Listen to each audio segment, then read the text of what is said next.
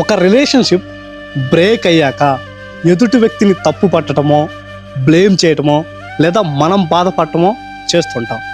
నేనేమంటానంటే అభిప్రాయాలు కలిశారు, కొన్ని కారణాల వల్ల విడిపోవాల్సి వచ్చింది, విడిపోయారు.